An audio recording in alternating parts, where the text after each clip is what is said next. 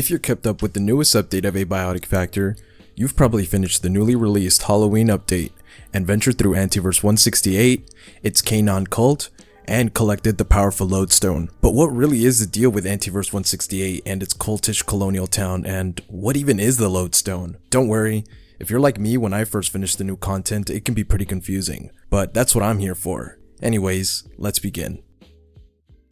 Our first introduction to Antiverse 168 is in the lab sector, just down the hall from Abe and Janet's infamous water cooler, where we get our first look at a large growth of what seems to be tree roots entangled with pipes on both sides, and a tier 4 keypad on a platform above. Taking a look at the panels on both sides of the root formation, we can see a night essence and a snag vine are required to activate the portal, both resources of the night realm, which are unavailable to us at this point in progression. This will be important later. Returning to the platform overlooking the roots, we see our first look at TR leader Lenora Riggs, which we haven't seen at all up to this point. She remarks about arriving at Antiverse 168 safely, and details the similarities in stellar patterns suggest a separate point of time on Earth, or at least a parallel universe of Earth like the Antiverse 23 situation. She denotes a presence of inhabitants, most likely humans, and her avoidance of contact for now, and focusing on a signal before she announces her return in 3 days as the perforation closes and communications cease. Progressing through the game, you'll encounter an order laptop in the hallways of the security sector. Reading through these 2 emails, we get a huge exposition to what we now know is a portal in labs. The first email begins with a high-ranking order member, Divinator Altusi, speaking with one of his ranks about Gates' discovery of a location of what they call a lodestone, and opening that perforation, they arrive at something huge they have absolutely no idea about. The Divinator then describes the portal we saw earlier, noting the Essence and Vine carry a sort of world bridge of sort, then describes the TR expedition led by Lenora into Antiverse 168, and their discovery of a sect of Soi Descent Bogomils, which means a deviation sect of Bogomilism, or Catharism, which, if you remember, is the same sort of splintered religion the Order follows. He notes these Antiverse inhabitants worship the Lodestone, and Gates' presence and eventual seize of the Lodestone would be disastrous. A praetor then responds, describing the sect as disorganized, the priests pious but manic, and how they are completely unaffiliated with the Order. He strategizes they should wait to make a move on retrieving the Lodestone after Gate seizes it, aiming to take advantage of Gate finding the artifact before them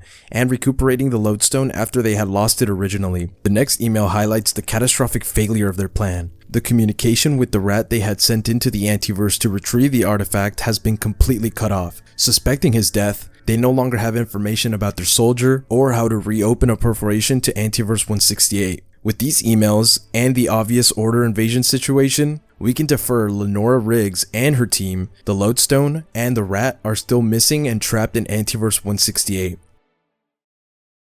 After progressing further and acquiring the necessary components and a level 4 keypad, we can reopen the portal to Antiverse 168. What we pass into is a dark, heavily forested mountainside, where we see a burned body on a stake, which we later learn is the unfortunate fate of one of the 4 TR members in Lenora's team. Exploring further, we arrive at a fortified town, which looks similar to settlements in our own Earth's history during the United States colonial stages. Sparing you any further summary of gameplay, I'll skip to the really important stuff. The town we arrive to is an occult seaside town of human inhabitants run by their apostle and priest, Nikitas. The religion present in this town is built loosely on the same beliefs as the Orders, like I had explained before.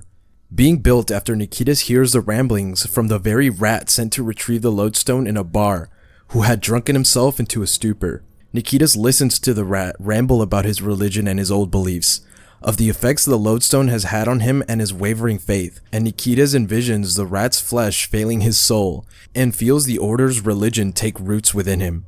Coming to a sort of revelation or enlightenment, he follows the rat outside where he kills him. Feeling the rat's purpose is now complete, he takes the Lodestone for himself, believing it to be the key to paradise. Following the events at the bar, Nikitas begins construction of the seaside town we see today, naming it Canaan, and people who follow his new religion as Canaanites. He builds up his town, instructing his followers to renounce all outsiders who don't follow their bastardized faith, labeling them as the enemy. and secluding themselves to their religion. Nikitas and his followers worship the Lodestone like a godly figure, using it as a holy conduit from which they follow the words of their new god, Petrai. Nikitas relays to his followers about their flesh being a prison for their soul, and their ultimate goal of paradise is achieved by sacrificing their flesh. Written in his diary, Nikitas believes the ultimate state of his faith would be ridding the entire world of the enemy and living among only his faithful followers, but acknowledges for now he should remain in Canaan, where his people are safe. After some time, to bolster his new cult's growth,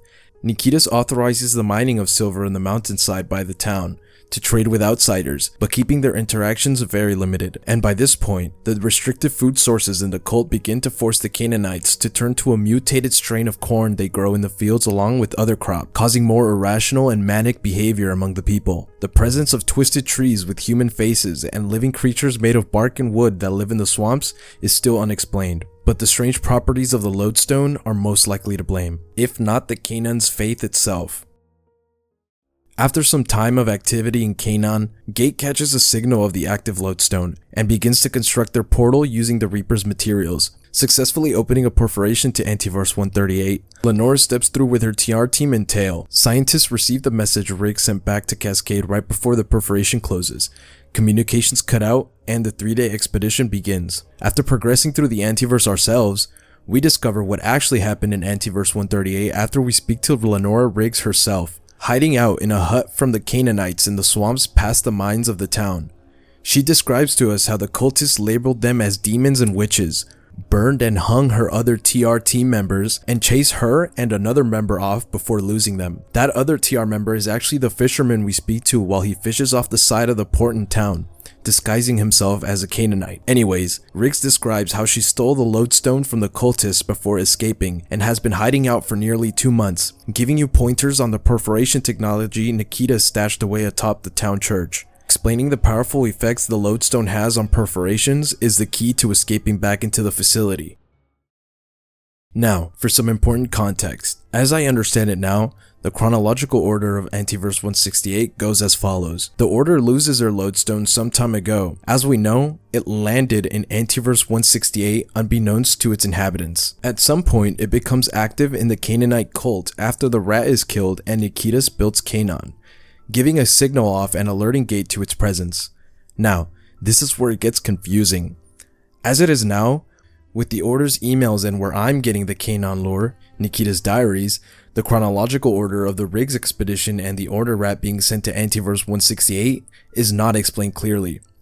As is written by Nikita, the deserter rat influenced him to create the Canaan cult town and informed him of the Lodestone, prompting Gate and Riggs to begin exploring after the town's creation. Yet the Order only learned of Antiverse 168 through news of the Riggs expedition.